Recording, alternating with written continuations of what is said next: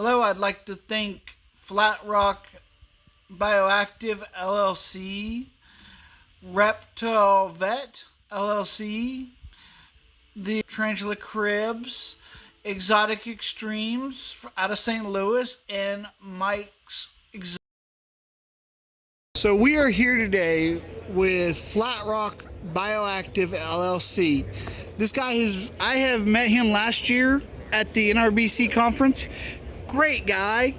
Frogs and leap products are his thing. These are absolutely stunning. I love these. If I was a frog guy, this is perfect setup to start with. Like, this is just fantastic. So we are here with Exotic Empire. You are a vet. Yes. What's your name? Emily Cruzita. And they have everything from tagus. She says I breed the gargoyle geckos and strophorus geckos and such, yeah. So they have anoles, they have just like all sorts of exotic stuff. Frilled dragons, some long-tailed dragons. Like, this is pretty wild. VizTech is a friend, and I'm a huge Ryan McBay fan. Yeah, they're some of my best friends. Yeah! So he knows me. He knows how crazy I am. I change them. So, like, one of my favorite species is Dumerals boas. We've got some of those, too. But, like, that's just a species that is naturally beautiful on its own without morphs. And so I really appreciate those. So we're here with Tarantula Cribs. So I've been asking people, and you're an ER doctor, real quick? Yeah. Oh, that's awesome, dude. What you've been doing for the tarantula thing and keeping it in-house has been fantastic. That is awesome. So we're here with Extreme Exotics, and they have everything you could possibly think of, from day geckos to ackies to actually frilled dragons. Just everything you could possibly think of in St. Louis. And your name is? I'm Tim Richardson. I'm the owner of Extreme Exotics. This is Mike's from Mike's Exotics. Cool. No, these guys have, like I said, did you sell all of them? Oh, there's one. He's chilling under there. Ah, there he is. Yeah. It's a shy one. Yeah, you can barely see him right there. But he is a Australian frilled dragon. We know I love skinks, and so we got our blue tongues, beardies. We got Uromastics. So now they've got some beardies. Like I said, Uromastics, blue tongues. Oh, Argus monitor. Oh, he's found something very interesting. She. Is it he or she? Right now I'm kind of... We've got some Argon tigers. Some freaking...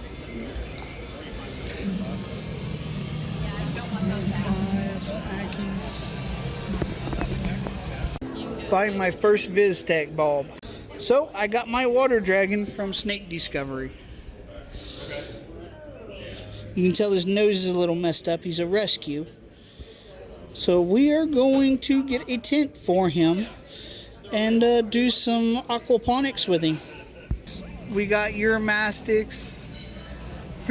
That's the thing, is the Uromastics that I seen over there had something like bumps on its face, so I didn't buy it. Yeah. A lot of times when they come in from the wild, they'll have like some weird blisters or something. So that's a big thing if they're kept too humid for too long of a time. Like, okay. A lot of times, like, the importer might be, if it's like a Florida importer especially, a lot of the times those Euros are just too humid there.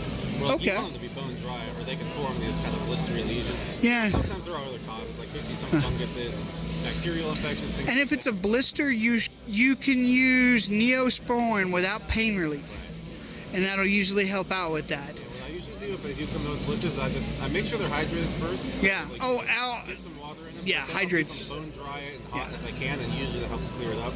But obviously there are situations where it might have some kind of, you might need an antibiotic or antifungal as well. Oh, That's yes. why, like, if you're not experienced with this stuff, Yeah. consult with a good reptile veterinarian. Yes. I still go to reptile vets when I need it because I've been doing this for 20 years and I'm not an expert on most of this stuff. Yeah, I know a little bit about a lot of things, but I don't know a lot. This is why I was telling you the pink on the actual Peter Bandit skinks. That's some sort of skin infection, and so that actually needs antibiotics. But you also see like clear spots on them, and those are blisters. and you can sometimes get those from bad substrate and stuff. So it's the human thing's very interesting to note. It's nice to know if I ever get it. Things where sometimes that's all it was, but other times you got to be prepared for the worst case scenario, just in case. So don't take on the project if you can't handle the worst case scenario. Don't bet on the best case scenarios usually. Yes, exactly. So I have 3 questions that I want to start asking people because I do psychological and neuroscience stuff on my channel. Right. What's something that you want to, and what's your name? Eric Kohlmeyer. I'm terrible with names. I will forget. That's all right. But, you know, it's filmed. It's here. So, yeah. So, what is something you would like to learn from a psychology side of the hobby? So I would love to know if frogs and geckos, if they experience joy similarly to the way that humans do. So This is the neuroscience stuff. Do they have that releases endorphins in their brain? Is it when they're eating, when they're swimming, when they're climbing, when they're sleeping?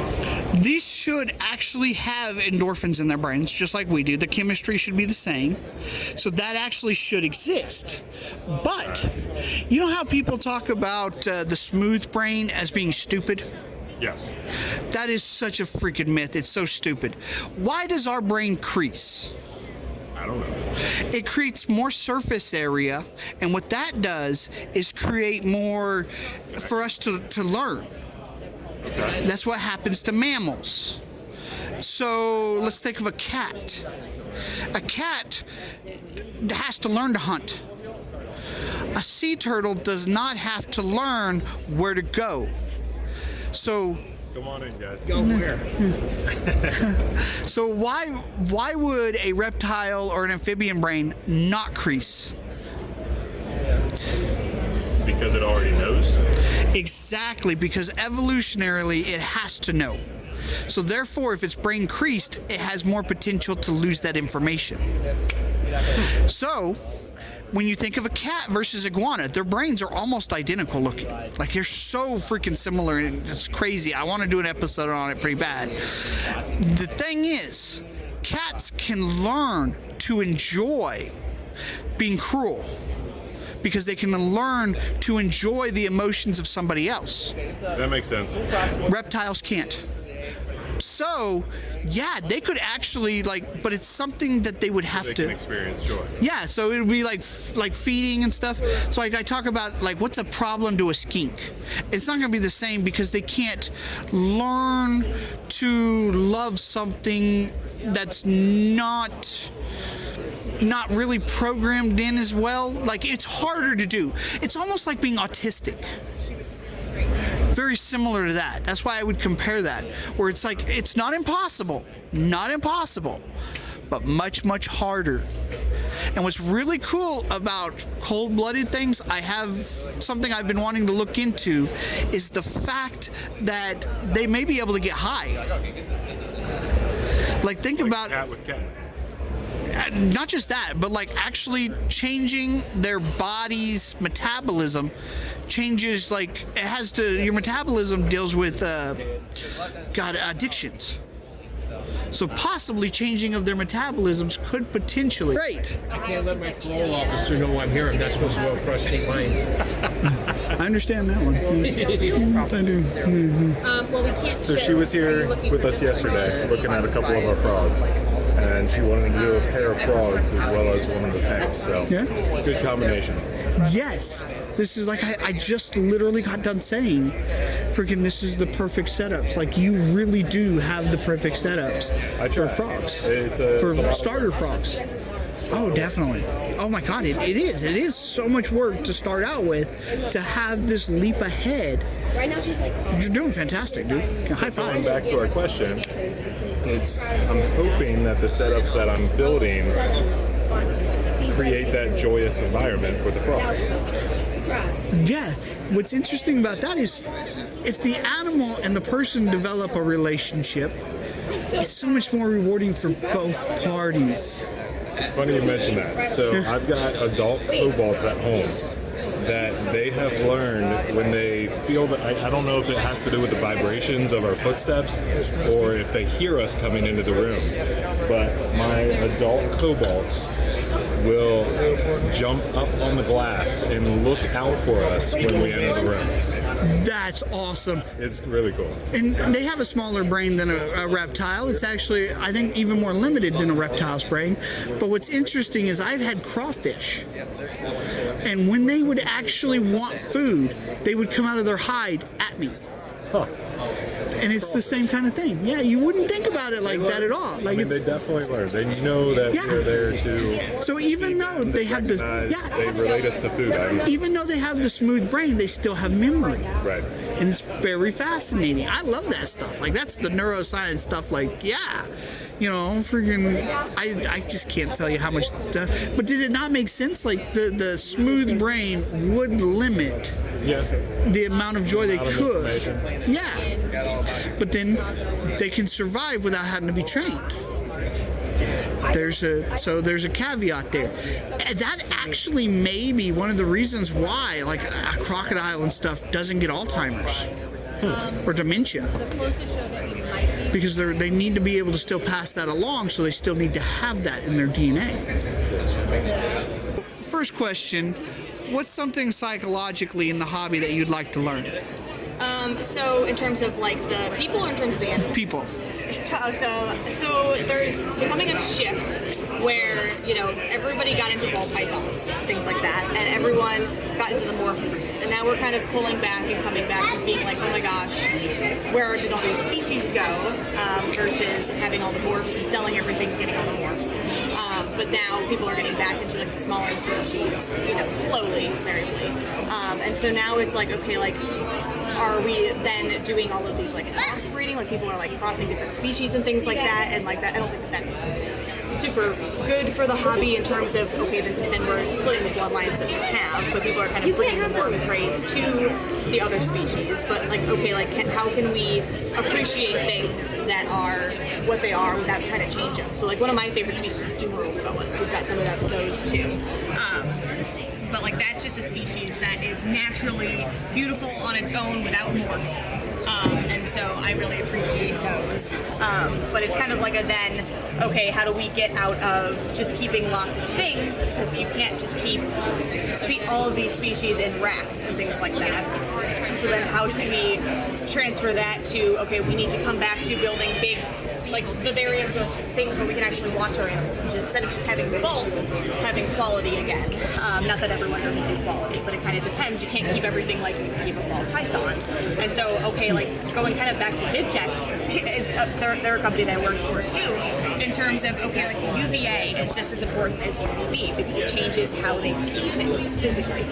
They can see UVA light and we can't. And so when your UV light burns out, you don't actually know when the UV portion burns out. So like, that's a whole thing. And so like, how can we stress that all of those things are important for the thriving and not just surviving of the animals? People are like, oh my gosh, New Caledonian geckos don't need UV light. Because they don't need UV light. But I give all of my breeding gargoyle geckos UV light and they bask right under it. So it's kind of like this whole cycle of, okay, we moved into the morph craze and animals that we could keep in bulk in racks and small spaces and do fine, but now people are coming back to other species and you just can't. Here's something that I have seen. Like, I do more educational stuff. I have no viewership. I've talked to Tyler Ruggie and people like that who have massive followings, and they're like, wow, dude, I have no idea what you're talking about. And I actually do science stuff, like, and it's really interesting. And you see the entertainment side of this, where they get massive millions of views, but yet you have people who are actually literally scientists who get like maybe 300 views is actually a good episode. Sure. And so that's very interesting, and something from that standpoint that I want to do is some game shows. Yeah. Like, I think, and I want to push, because I think that's something. The entertainment factor. Not just that, but the improvement of people's self-esteem using science. Because so many people have told me they hate talking to me because they feel stupid. Well, if we could get people to, like, want to learn.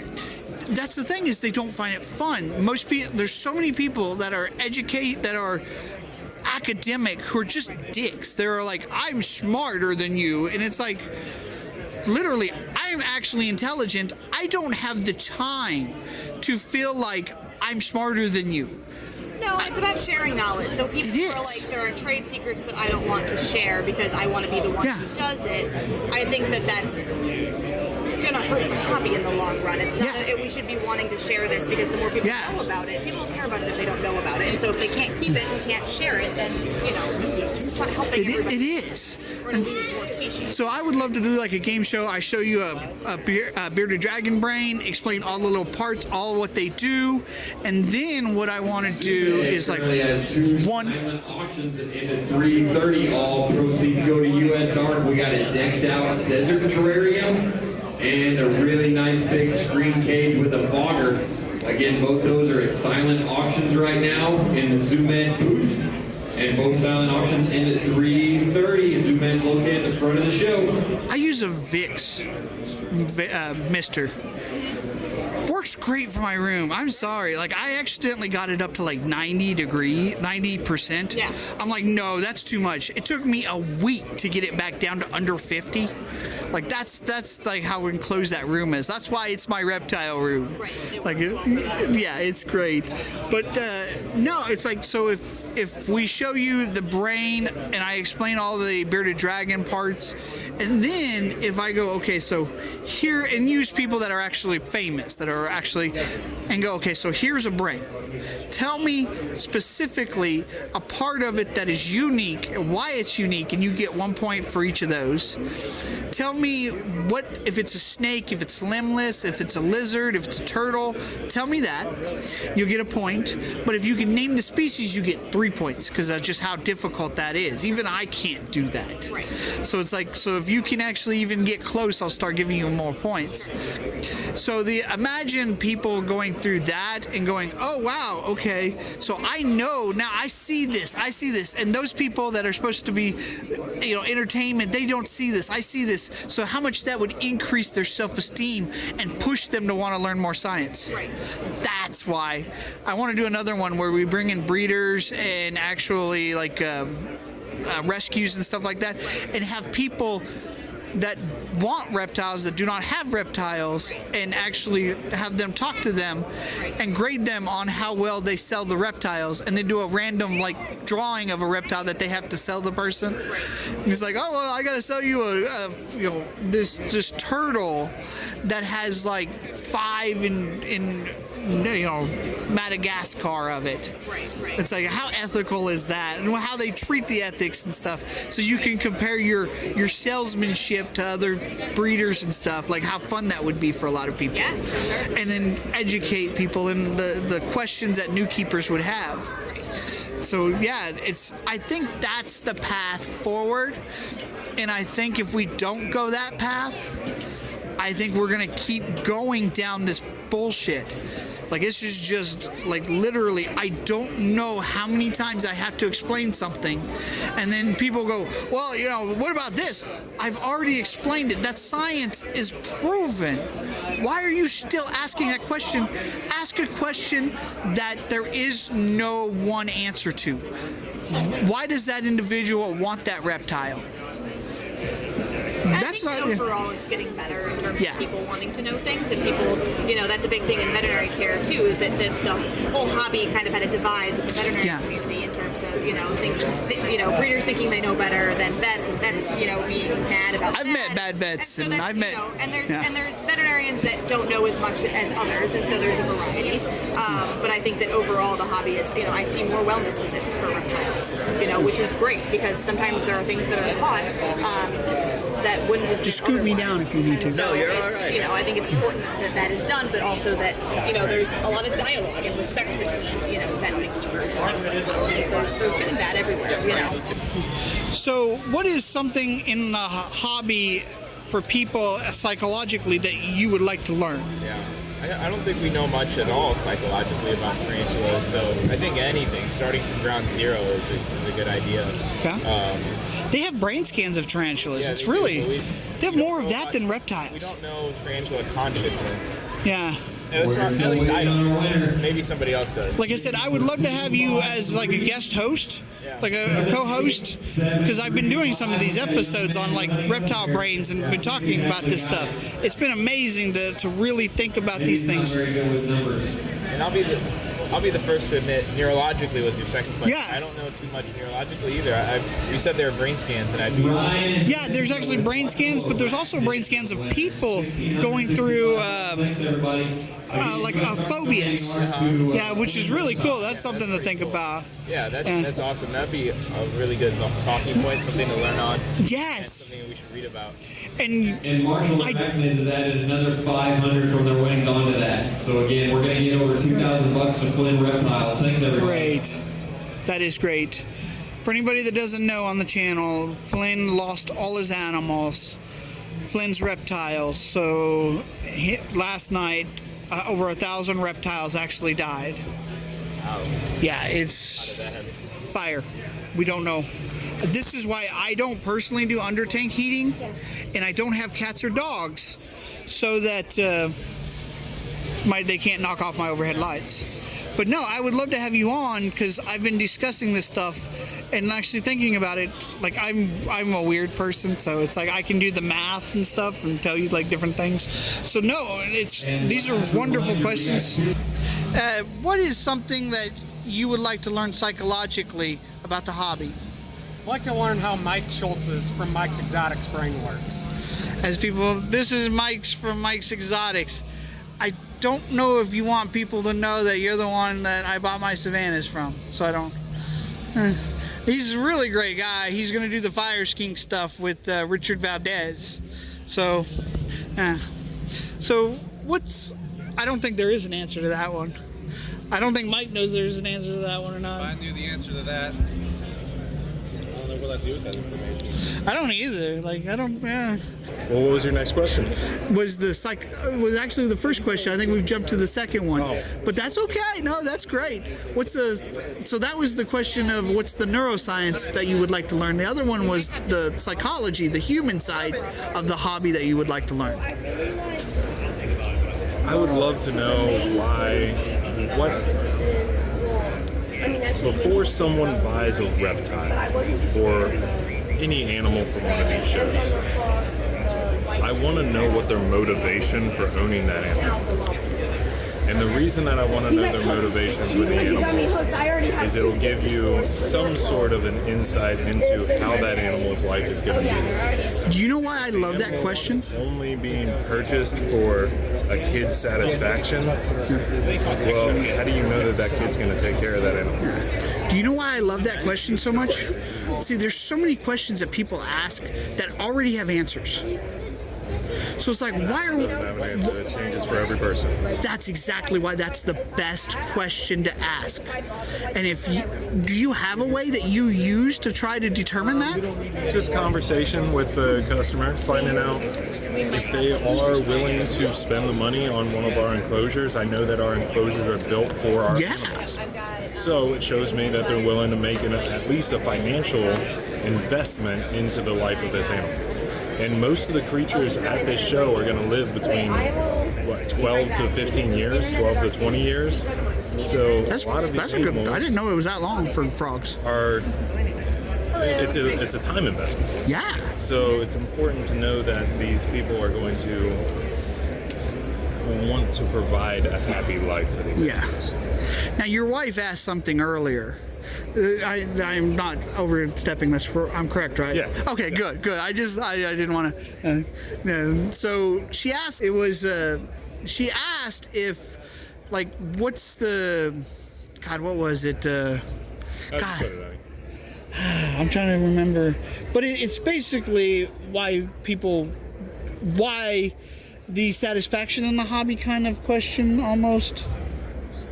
Because it's literally, I have found that the people that actually really love this have the same kind of passion Tom Brady and Peyton Manning have.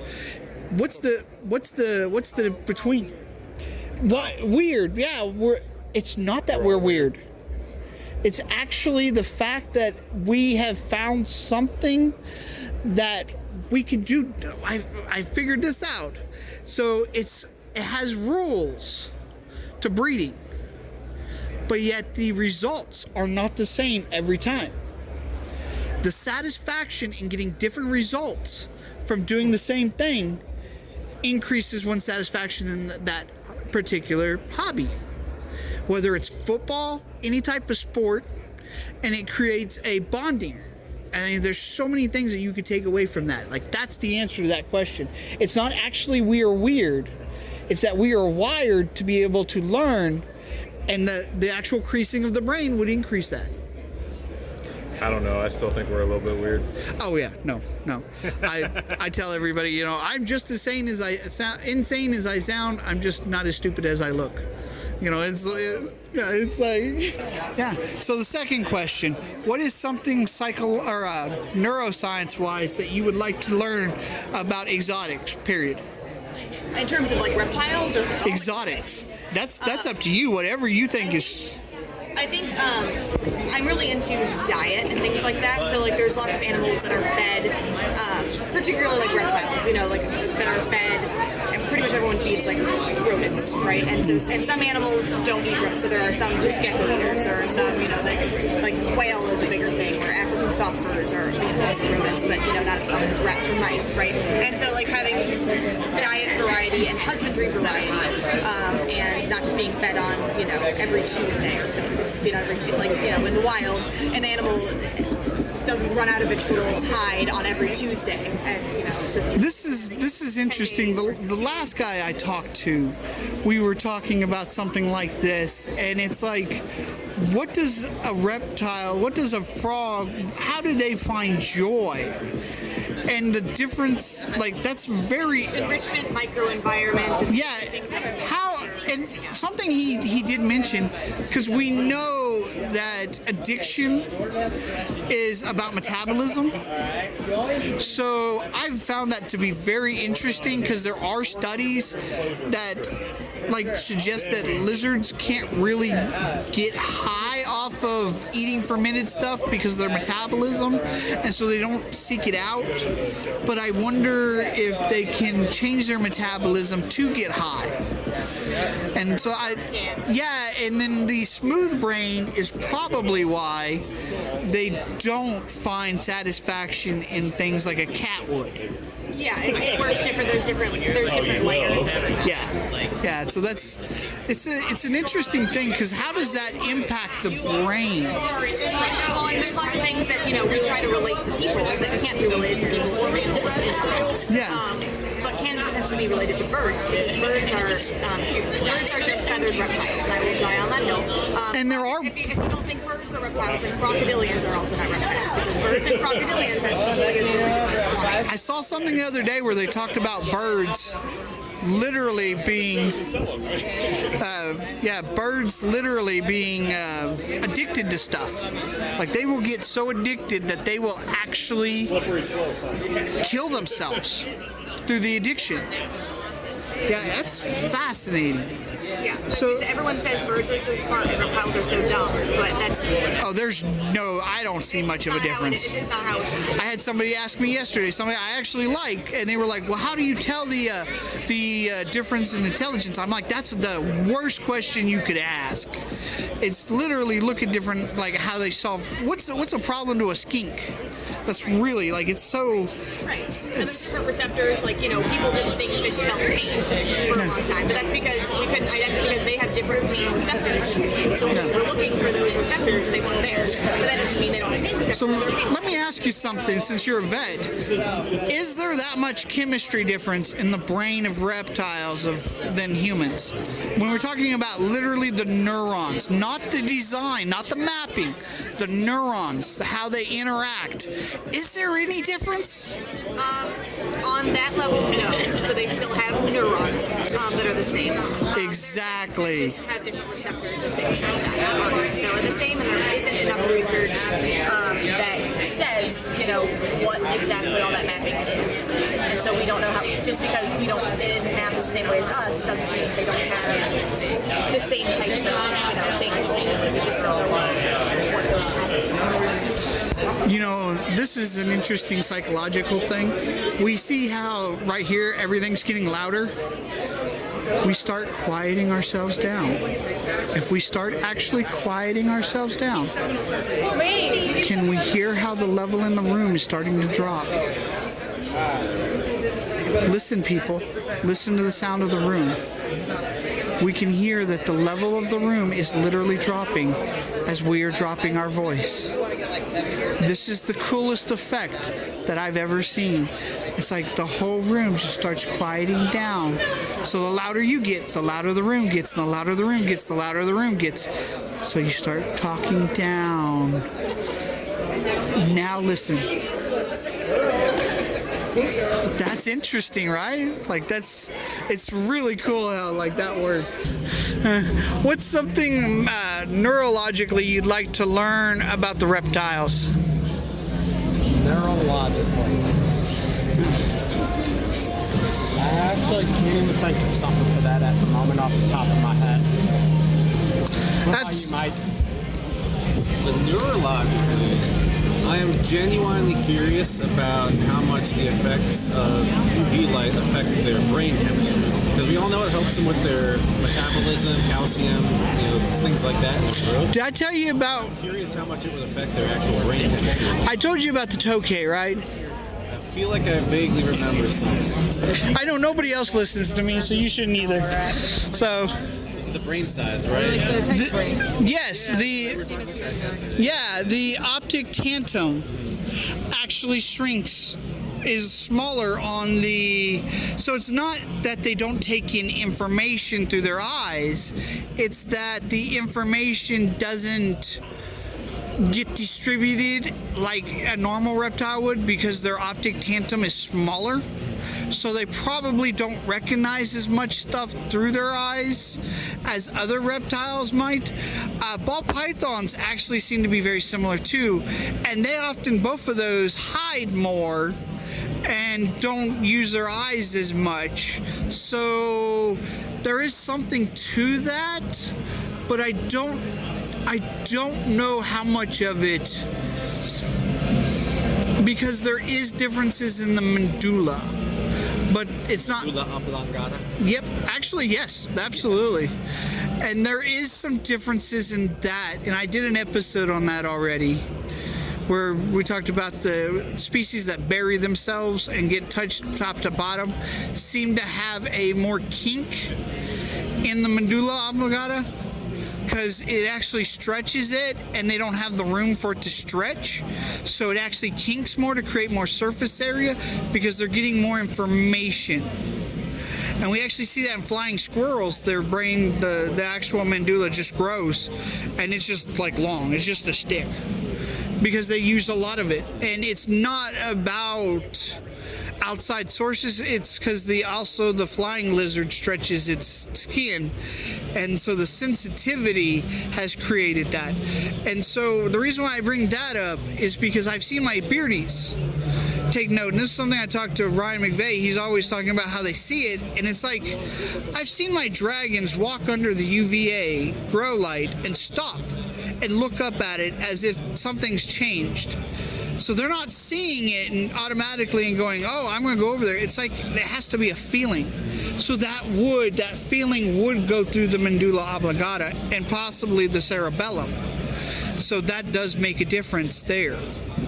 And that's where you would find that difference, because that stuff is turned into energy. So you wouldn't actually find the difference in the optic tantum. You would find that difference in the medulla oblongata and cerebellum. I gotta go get that. Yeah, pretty wild. Now, what is something that you have seen that you don't think anybody else has? One of the coolest things we've seen is, I don't know what other people see, but at least for us, in our N-Val 4 communal, the tarantula is actually sharing a meal. They take down prey and then they communally will feed together. Pretty cool. That's actually interesting. Most people think that's me, that not on TV. I got bit in my anaconda. How did it feel? It's a baby, but he's still making meat. That's pretty cool. Is it okay for that, or should I cut that? Like, it's fine. Okay. Anything else you'd like to talk about? That's good. Thank you for having us. I appreciate you guys. I really do.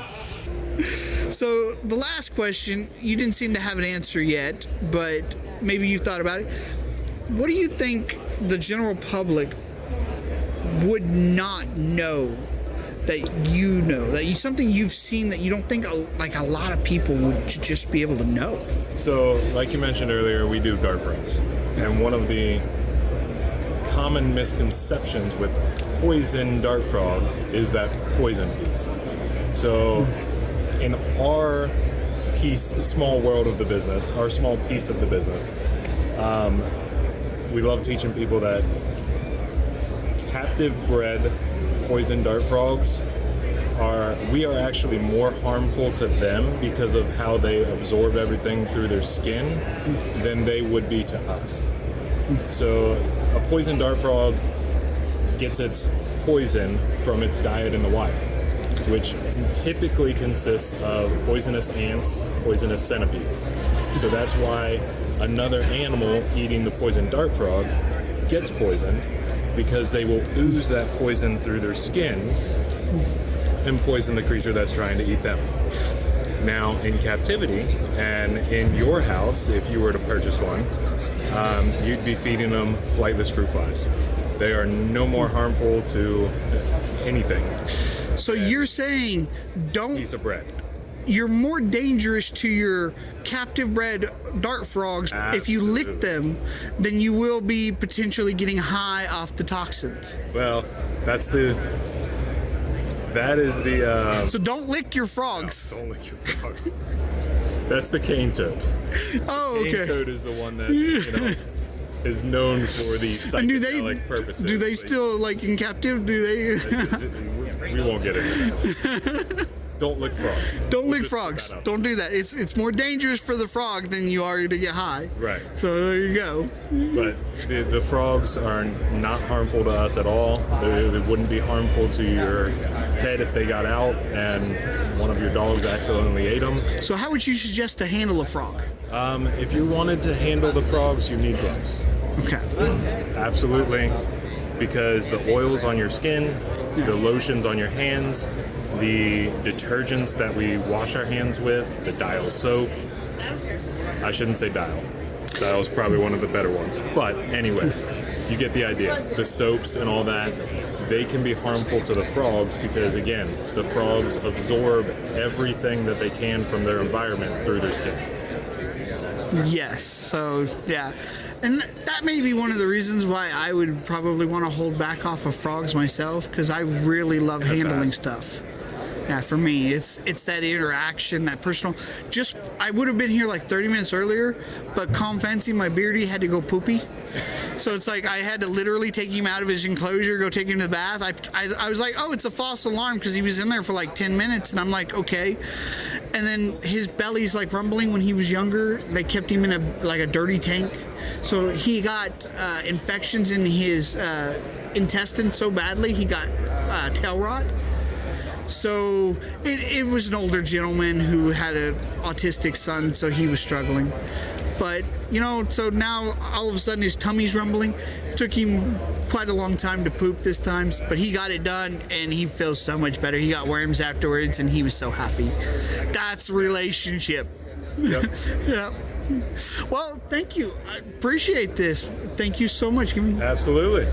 Happy to talk. If you're going to the NARBC and you want frogs, this is the place to start. What's the one thing that you've seen that you don't think anybody else has ever seen? That's hard, because it's hard to say if anyone else has seen, And that's the thing is, talks about it. I've talked about it with people. It's like there's the people you spend time with probably know the stuff that you know, but the people who don't spend time with you may not know it. I will say, one thing that I do is lots of people breed new calico geckos, right? And so my thing is I breed more cargo geckos than any other type of new calico gecko. I weigh all of my animals once a week, so I have weight tracking for years of different animals. Leeches are known for having, more mate bonds, where some will not react well to each other, and sometimes sometimes you'll have a mated pair of leeches that maybe you can then pair to something else, but people, it's kind of accepted that leeches will have kind of those bonds, right? Gargoyles and geckos typically don't, and I will not stand by saying, okay, they will have mated bonds. But I will say there are some pairs I have together that usually when I pair animals, I don't have animals paired year round. Usually when I have animals paired together, both animals will drop a few grams. Nothing crazy, not unhealthy. It's normal for them to each drop a few grams. I have one or two pairs that when they go together, they each gain. And they breed great, and they're I have just as many eggs from them as everybody else. But I do have a pair that gains together, and it's not the specific enclosure. I tried that just to see if it's that enclosure. But it's those two animals together.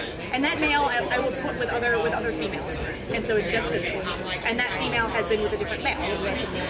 And so that's something interesting that I had never seen before.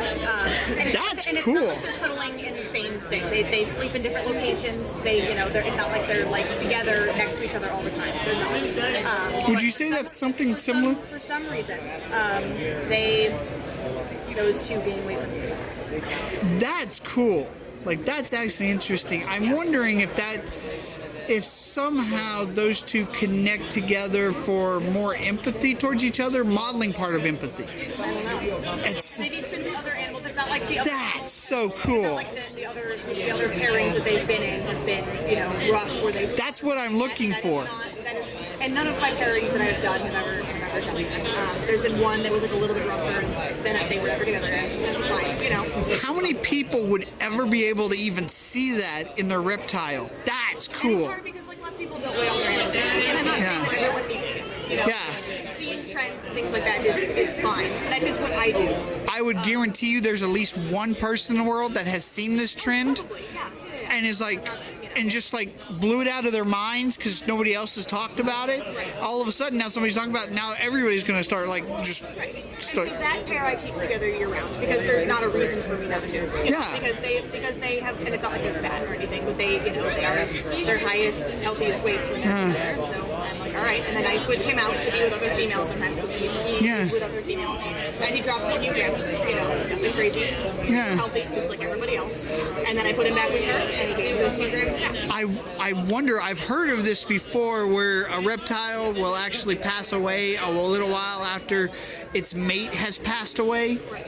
I wonder if that'll happen to them. I don't know. They're still pretty young, young-ish. They're probably 6 or 7. They're probably 7 or 8 now.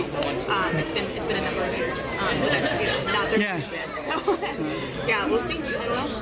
Thank you so much for this. So, Exotic Extreme. Have you ever seen anything that you think nobody else has seen?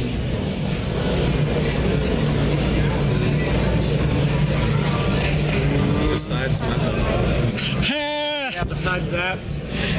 Hey, I'm sure nobody else has seen that. I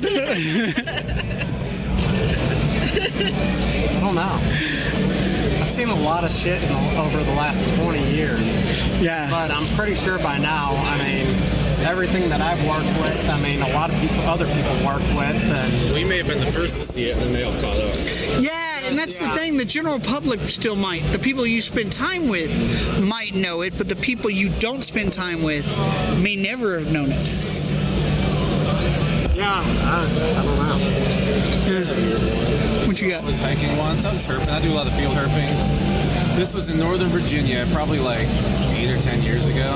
I was walking through the woods and I saw somebody had found a box turtle shell and stuck it up in a tree, face height, sitting the crook of the tree. And it was a straight tree, this tall, this little crook, and there's a box turtle shell in there. I was like, oh, someone must have found a shell and stuck it up there or something. So I walk up to it, and then its head goes back in the shell. It's alive.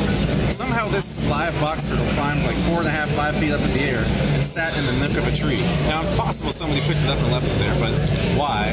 When would they have done this? It would have had to have been relatively recently because it was just sitting there. It wasn't that is definitely something most people don't know. There's actually a phrase called the post turtle, Like, it's like, you know somebody stuck it there because it didn't get there on its own. And it's like describing somebody that's in a situation that you know, like, they didn't get in on their own.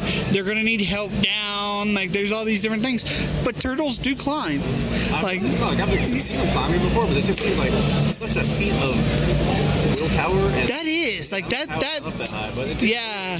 The bird dropped it. Who the hell knows? That's why they talk about you really need to make sure that you've got it screened off the top.